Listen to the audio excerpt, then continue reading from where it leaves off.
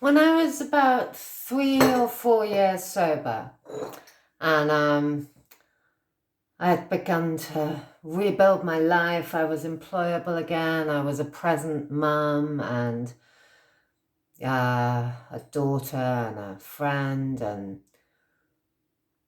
I still carried a lot of damage in here, but I was up and running, and I was fucking grateful to the 12 steps. And I was, but I couldn't understand. It's like, I couldn't understand. I never really understood why. It didn't make any sense to me that people who go from that absolute fucking chaos, totally destroyed physically, mentally, and spiritually, every single element of what it is to be here in this space, annihilated. It didn't make any sense to me to go from that place to come to know this experience of connecting with whatever we perceive, source or God or that, and to have these magical moments and synchronicity, to connect with that, but then still stay in this cycle of self-sabotaging, low self-esteem, low self-worth, anxiety, people-pleasing, resentment, whatever these patterns are, like the still stuck in this, always trying to manage or control. Like, so the classic expression in AA, which is what the 12-step fellowship that I was part of, was hand it over, hand it over, hand it over. Hand it over to whatever you perceive, like it's God's will, whatever the will of the universe, it's not my will. And in that process, it's kind of like a cycle that can never really be complete. It can never be, it can be whole for fleeting moments, but then it's always this yo-yoing back to, oh, I'm trying to manage and control everything again. It's very difficult it was extremely difficult to live really experiencing the present moment and being able to move with that without this constant, like, things getting through, triggering me, and me trying to find this way to be this good person and be all that I'd learned and always look at my part in everything, and this constant, like, mental process that continued. And there's a fucking good expression in the 12 steps that says, God didn't save you from drowning to beat you to death on the shore. And yet, many years later in recovery, that's what I did to myself over and over, because it was all I could ever do was scrutinize my part in everything, always in hindsight, never in that moment.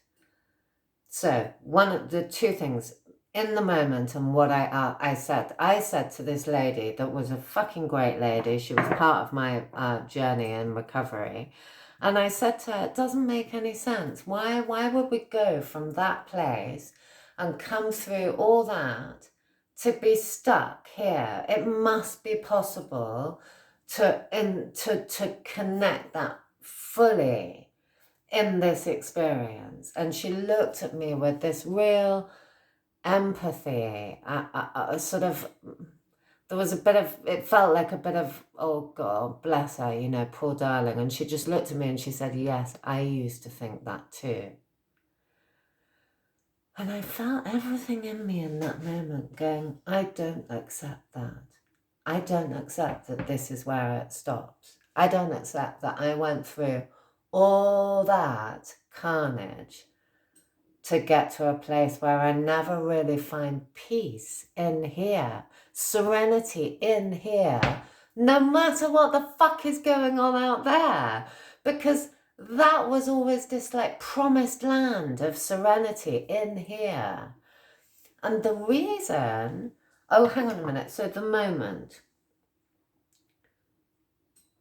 something about being in the moment. It was that's what they said. God didn't, the moment. So the reason this is always, the reason I was always scrutinizing myself and stuck on this hamster wheel of, I felt like this, I felt triggered, what was my part in it, I did this, I carried all that tension, and then I went to a meeting and I shared about it and I analysed it, and then I made amends and I did this and I did that, and there's this whole fucking process. And that was all I ever knew. And it just went like that for years. And I kind of just felt myself just going through the same stuff over and over, never able to change it in the moment. And the absolute reason for that was because there were these patterns, there were these like trigger points embedded in my being, trigger points just below the surface of my awareness. So, and therefore, it's that thing, like, so I would, they were just below the surface of my awareness. So I would go about my day and I would meet at just a normal interaction where somebody goes, maybe somebody would go, oh my God, I'm really late. Could you clear everything up today in my job? I'm really late. I'm rushing for a meeting. Can you do it all? And so that request from somebody else, which is not my job, it's too much, I don't really want to do it if I have a moment to think about it. But as they ask me, my automatic response from this unconscious trigger just below the surface of awareness goes, yeah, I'll do it. And even as those words are coming out my mouth, I'm like, I know there's this like, I don't really want to do that, but I've already said yes. So then I do all this extra stuff. This is just an example. Then I would do all this extra stuff. And then I'd feel really fucking pissed off with them and pissed off with myself. And then I would go to a meeting and share about it. And that would relieve it somewhat. And then the same pattern would happen over and over again. And the reason I was powerless to change that pattern was because I didn't know that I had this area just below the surface of my awareness that was full of all these trigger points that meant that I kept on in patterns of behaviour without the conscious awareness of being able to actually make a free choice. And that was happening in every single fucking day, in the most smallest things. And so the constancy of that happening just meant in every single day, in all these micro situations, I was just leaking the freedom to consciously choose the experience that I wanted to have.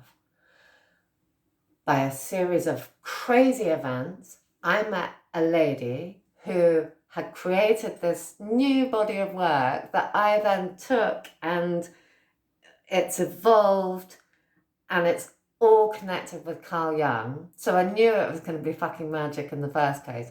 And it's this really, really simple method to identify those patterns in the day-to-day and learn how to shift them. So that in every time you shift one, every time you shift that out of your experience, it frees up this whole different external reality. And it frees up an ability to actually be and express and live who you really are, rather than living the person that is responding to all those unconscious triggers and doing all this stuff that isn't really authentic to what is here. Because I love doing stuff to help other people. I love to think that I could go, yeah, okay, no problem. I'll stay and clear up everything and do all that extra. It's cool. But I would love to choose consciously to do that rather than it to be something that I lack the choice over. And this method clears the patterning and conditioning that isn't just from your past experiences, of which as addicts, alcoholics, we have a fucking truckload. And it's not going back into any of those. It's doing it in what's now, what's right now.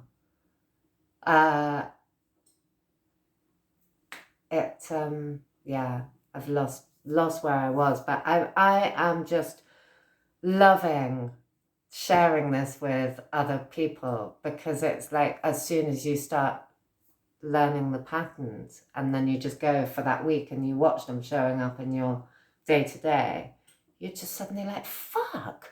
And it's giving you, it's connecting you with that inner resource that's always been there, you know, and for real and for lasting, not for these fleeting moments of, oh, I'm so grateful for that moment, you know, but actually real and present, and being able to move in the present in a authentic way. So yeah, so much love to anybody who has done the 12 steps and find themselves in that loop of never quite getting out of this, like slipping back from like hand it over, control and management. And then if you look at that dynamic, just to end, is that if you look at why is it so difficult to hand it over, actually hand it over, connect with that whatever we perceive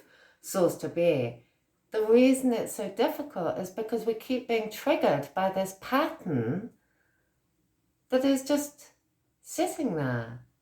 So it keeps us in this pattern of fear and control and management. So how can we, unless we clear that out of the way, how can we really integrate as, yeah, anyway, I don't want to go on, but it's, I don't know how to explain it. I just like, I can't imagine what it feels like to be the person who hasn't heard this message. I don't know what that feels like, to be you watching me talk about this on screen. All I know is that I have to carry this message because this is what I was always seeking. And this patterning that sits there is the reason that I would get lost in all that fear and stuff and resentment and tangled up in all that stuff and not be able to clear it and go and fucking pick up another drink or drug. And when I go outside and I zoom out from my whole experience, that all those unconscious triggers are the reasons that I needed to numb out my experience in the first place. But I don't know what it feels like to be you listening to this message, but this is my message to bring. And I'm so excited going forward at where this can, that more and more people can access this and have this experience too. So much love.